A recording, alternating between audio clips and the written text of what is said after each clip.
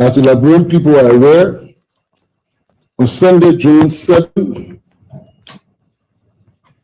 a consignment of 6 boxes presented for export through the Roberts International Airport was intercepted and searched, leading to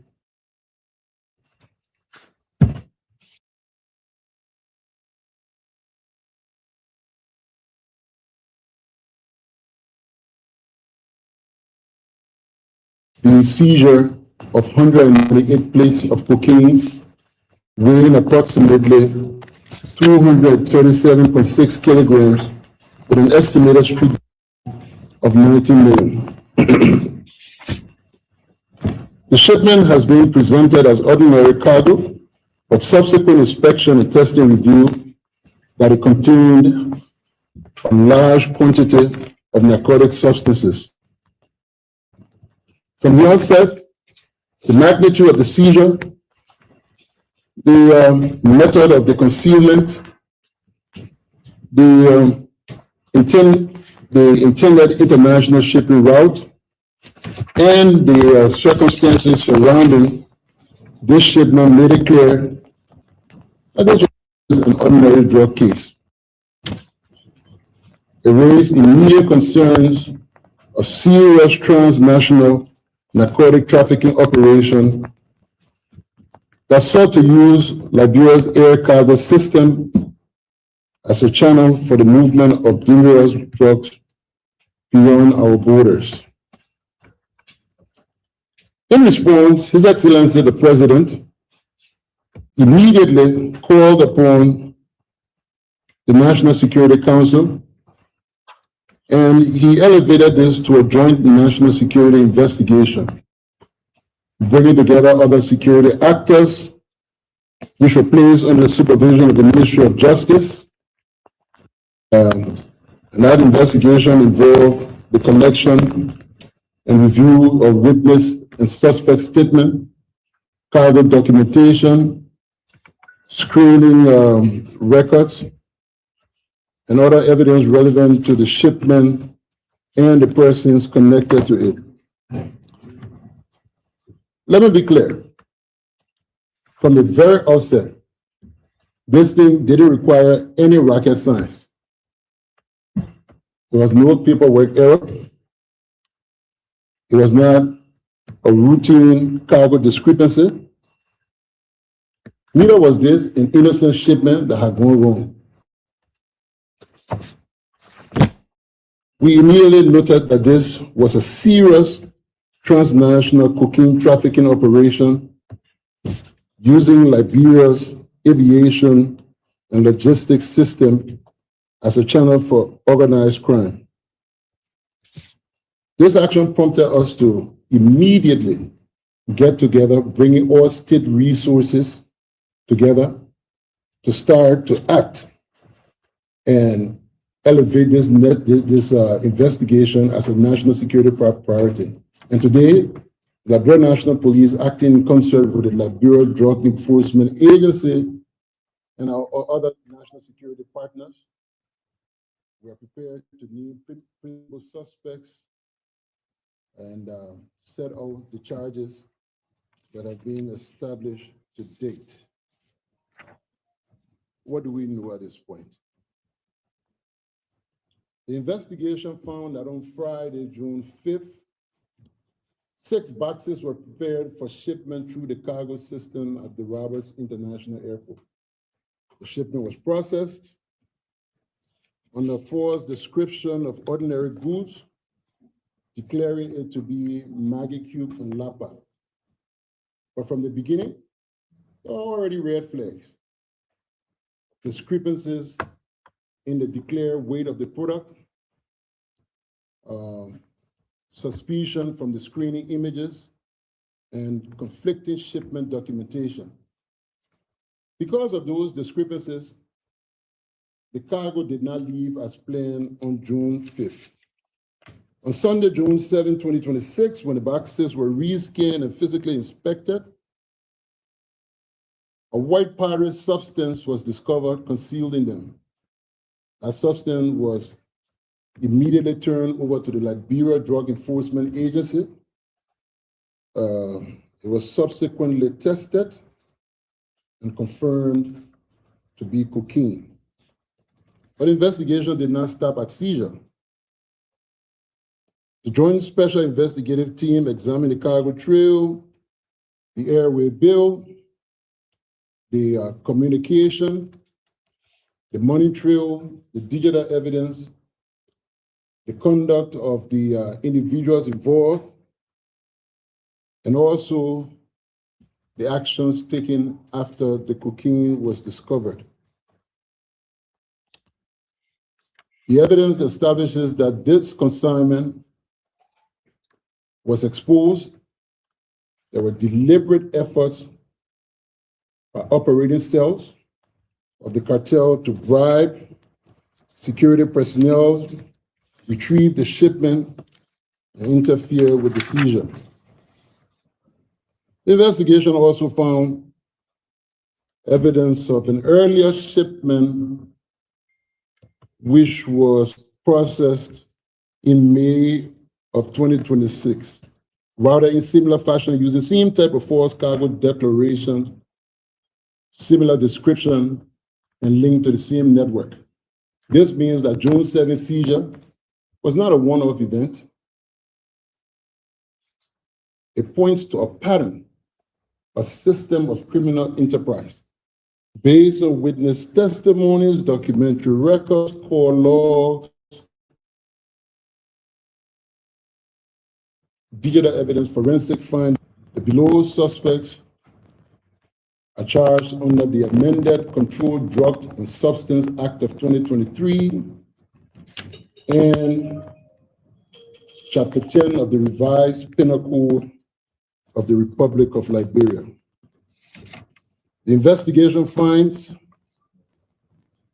that Paul King and Global Logistics Service, serving his capacity as manager of GLS, and GLS itself, acting through its operation structures, conspired, accepted, facilitated, stored, and transported 6-box consignment of cocaine through the airport cargo chain. The investigation further finds that GLS, through its responsible management channel, provided substantial assistance to the trafficking scheme, which accordingly, Mr. Paul King and GLS has been charged under Chapter 14, Sections 84, 85, 89, and 93 of the amended Drug and Substance Act of 2023, and also Chapter 10, Sections 2, 3, and 4 of the revised Penal Code of the Republic of Liberia, which is captioned as unlicensed exportation of controlled drug substances,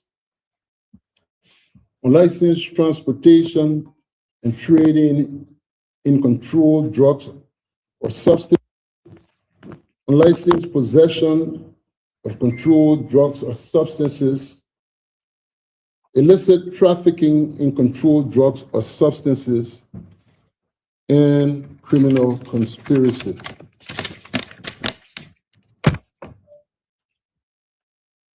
The investigation links Michael U.S. Brown, also known as Rahim Ba, to the organization of the shipment, the use of bogus fund companies, the coordination of cargo falsely declared as Magicu and Lapas, and the attempt to recover cocaine after it was seized at the Roberts International Airport. He has been charged in absentia under Section 14,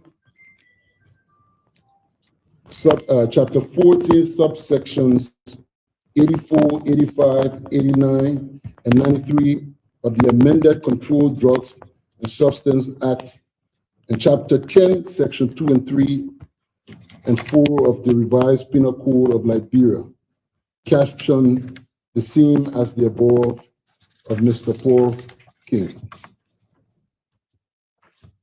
Investigation established that Oscar Brown scanned and similar cargo that was shipped, packaged in the same manner, and cleared on the 22nd of May,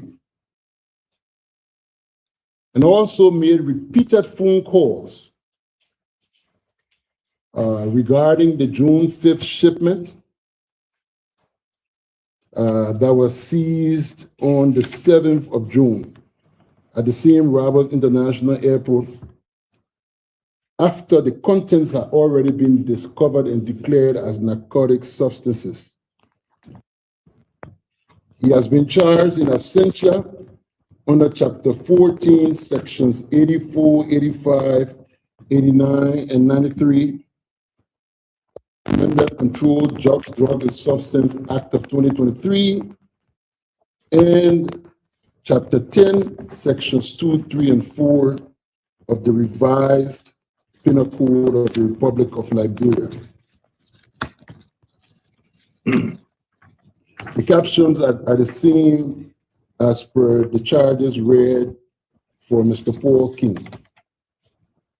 The investigation identifies Mr. Emmanuel Kpa, a person of interest, who delivered the shipment to the residence and the office of GLS on the 2 shipments of the 22nd of May and the 5th of June. Mr. Kpa is here, has been charged in absentia under Chapter 14, Sections 84, 85, 89, and 93 of the Amended Controlled Drug and Substance Act of 2023, and also Chapter 10, Sections 2, 3, and 4 of the revised Penal Code of the Republic of Liberia. Captions are examined as read earlier.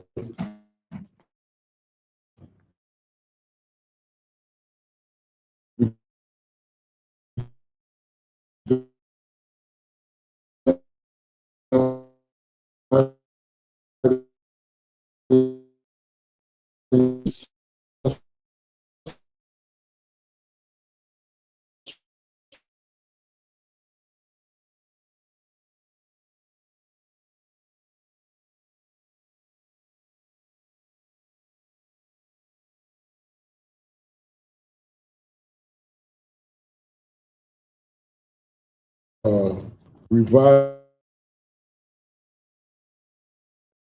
Penal Code. Captions remain the same as per that of suspect Paul Jamal King. All other suspects who are hiding in other countries or otherwise evading the process of law are being pursued through lawful means available to the Republic of Liberia: arrest warrants, international law enforcement cooperation, extradition request, and mutual legal assistance mechanisms where applicable. These are all ongoing. The investigation into the May 26th shipment and all related consignments remains very active. This does not bring this investigation near an end. This investigation continues. We are treating this as a network investigation aimed at identifying every participant, financiers, organizers, handlers, couriers, facilitators, insiders, and foreign links. We're working with relevant authorities to immediately review and tighten control vulnerabilities that have been identified, the chain of custody procedures, screening protocols, and international safeguards at the Rabat International Airport and across its cargo handling facilities as well. To the Liberian people, this case should concern every Liberian because narcotic trafficking is definitely not a victimless crime. There's almost absolutely no one in this room or anyone watching who is not or has not been a direct victim. It corrodes institutions, it finances organized crimes, it corrupts public systems, it destroys the lives of our community. It ultimately damages the future of this country. It places the image of this country, its international reputation, at risk. Liberia cannot and will not be a safe transit point for any transnational criminal organization. Will not allow criminal networks to hide behind company names, force airway bill, airport access, political connections, or cash inducements. Will not permit public institutions to bend to the service of traffickers. And we will not retreat because the people involved may be influential, may be connected or embedded politically or through commercial systems that are powerful. We will pursue them to every length of this country and beyond the borders by international mutual assistances and every available means that this government has got. If you traffic drugs through our country, we will pursue you. Anywhere you go, we'll come after you. If you facilitate drug trafficking, we'll charge you. If you abuse public trust to shield traffickers, we'll bring you before the law. Absolutely no one in this country is above the law. No one above the law in this country, regardless of whoever you are, your political connection, your political status, social, religious, financial, we will bring you to the full weight of the law. This is the commitment of this joint special investigative team. It's a commitment that we owe to the Liberian people. It's a commitment that we will deliver. Let me also state for the record that while these suspects are named and charged, they are being pursued, every accused person remains in proven guilty, and that has to be by a court of competent jurisdiction. Our duty as law enforcement officers is to investigate, and that we have done. We are also required to do what? Charge lawfully. We have also done that. We will continue to do. Those who are out there themselves, you smell the rat. It's stinking. It's coming. Will not spare you.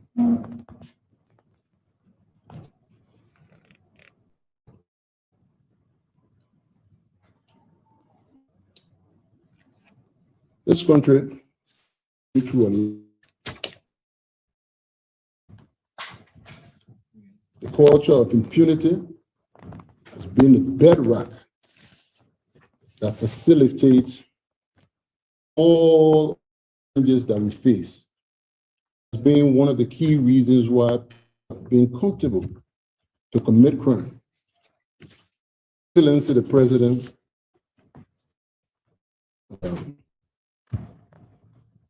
made it very clear that the culture of impunity must end under his leadership. As the Inspector General of Police, I understand and will start from the least crime, from violations on the road to transnational criminal organizations. Let me put a final word into the traffickers, the facilitators, the fixers, the corrupt enablers who I know you're watching. And you'll watch carefully, you'll listen very, very carefully.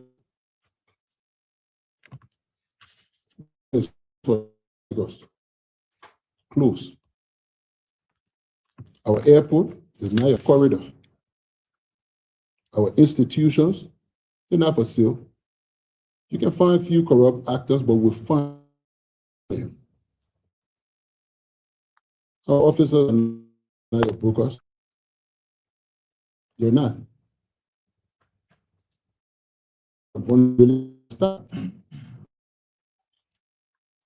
Anyone who mistakes this republic for a safe passageway for illicit trafficking will meet with an investigation, they will be arrested, prosecuted, and face the full weight of the law. This investigation will continue, it will never be pursued, and this case will definitely not be buried. It is not over, it has just started. This network will be dismantled. Thank you. Thank you, Honorable Inspector General. It is now time to take questions from members of the media. I urge you to remain within the scope of the presentation of the Inspector General. Yeah.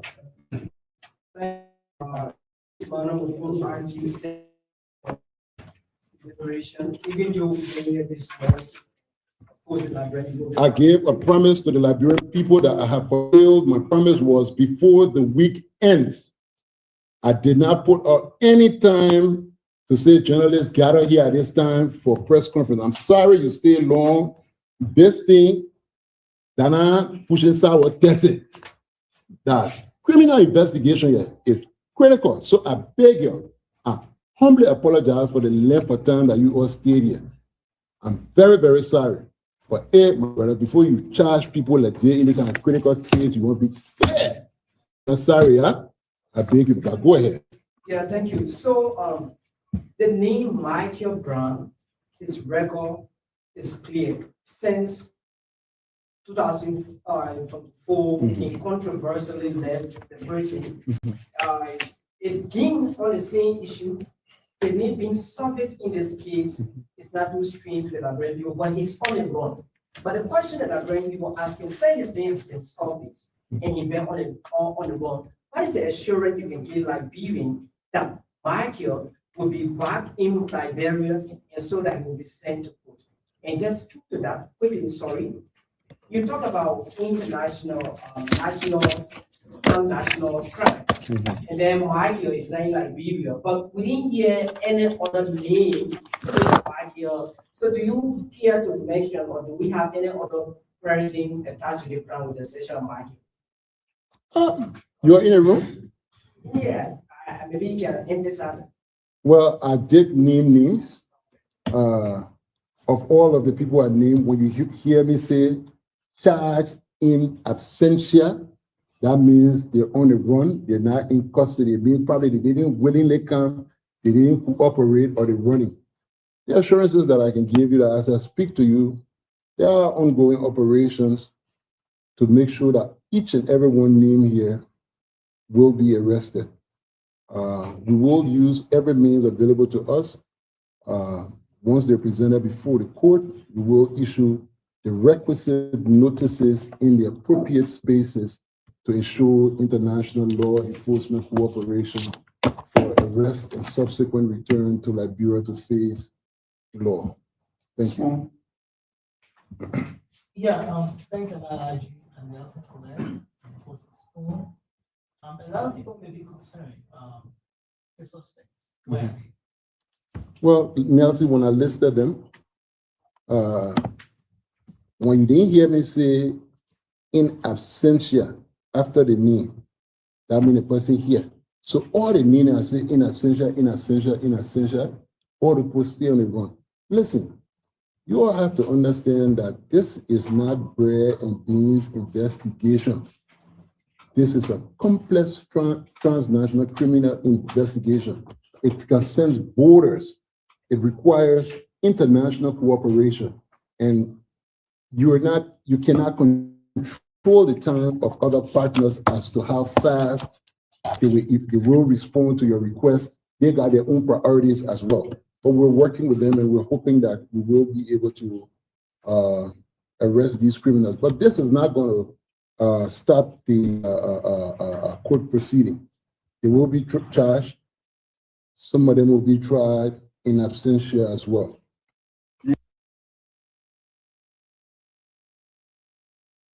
Yeah, news. So, thank you, Mr. Aji. And we are inviting our people for Liberia. Thank you. Even though you seem more relaxed on this despite public pressure, I'm concerned. Saying that there are some big hands. We reported the big hands are involved into this investigation from 2 million case. You appearing at the Senate the other day. So, can you guarantee, because I'm listening saying that people might be connected to influencers, politicians, and the cartel might be connected. Can you get that an assurance that the investigation is impartial, is independent, that there is no big hands in this investigation? But when the investigation is impartial and independent, that's when it is most credible. And if any hands, big or small, in it, they will be exposed. One thing, look, I got nothing to call off for anybody here. I got my own career, I got my family. The first thing I explained to my officers right in your room yesterday, as a human being, your first responsibility is to your family. We were the last set of children they told when you get out there, when they ask you who you partner, who you man, you got to protect it. You got to whip you right there in the street for that name there first. So for some of us, we got something to protect. We're not coming here to public space and lose our integrity. I got nobody here to protect. The man who got the right to hire and fire me, he reminded me this morning. He said, as president, I got nobody to protect in this country. The investigation must have absolutely no limits. I mean, even if for any reason I had any doubt to say, oh, I'll be scared or something, the man who can hire me, who can fire me, the man says, say, go after them. And listen, we'll follow the evidence wherever it leads. Thank you. Yeah. Ajay, my name is Bangoto. I'm for Liberia Investigative Newspaper. You keep asking for both national and international support to pursue this matter.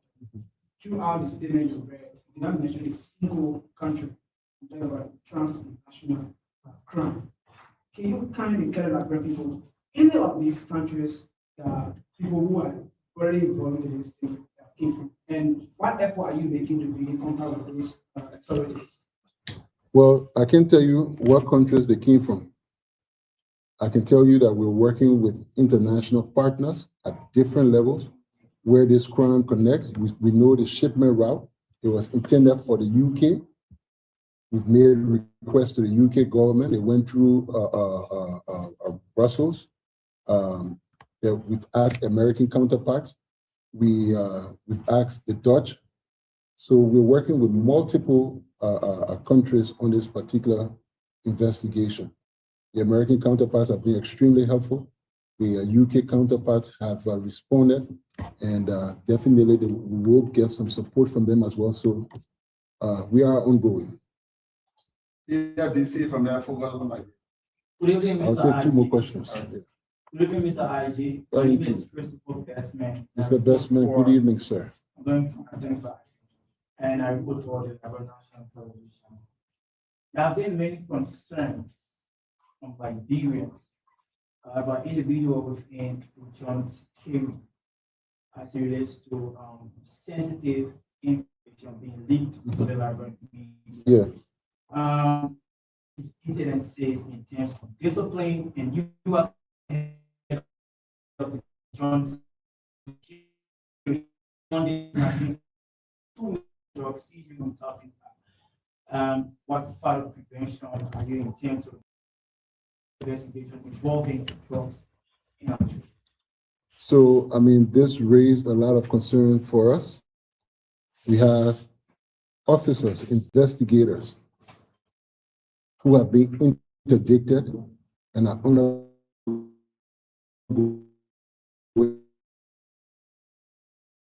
right now of our criminal investigation to recertify them at their compartmentation levels. So we're concerned about it. It's a serious problem. Yes, indeed, there are some, but the investigation has identified some of those actors, and we're just giving them a due process. They're being investigated. Thank you. Honorable Adrian Sir, Austin, Marriage, and focus on Sir, good evening. I was concerned about the continuing online of the investigation, waiting for the releasing of the airport CCTV footage. Our posted by social media person. One, is that CCTV footage authentic? If yes, what does it say to the national security? Lastly, are you under pressure to release suspect of this email? Well, I'll take question number 2 first. No amount of pressure will make me name the suspect 1 day before the time that we are agreed to name them. This investigation, people got different intentions in the country. You got to understand. Some people, it's not about patriotism. Some people, it's about political actions. This particular stuff, instead of us looking at it and treating it as a national security priority collectively, people are looking at it as a means of pushing law enforcement to get out there, put a bogus case so that feel like the last case.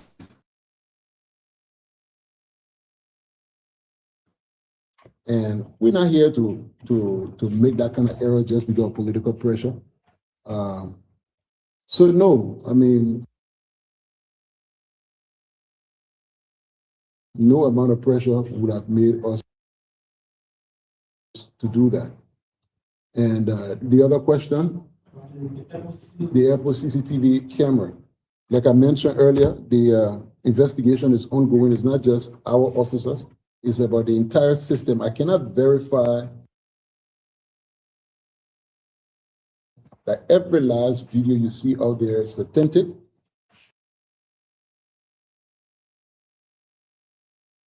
Some of them have similar characteristics of what we have watched ourselves, but once it gets out in the crowd, it can be easily manipulated. So I cannot substantiate that it's 100% original, but some of the images look identical to what we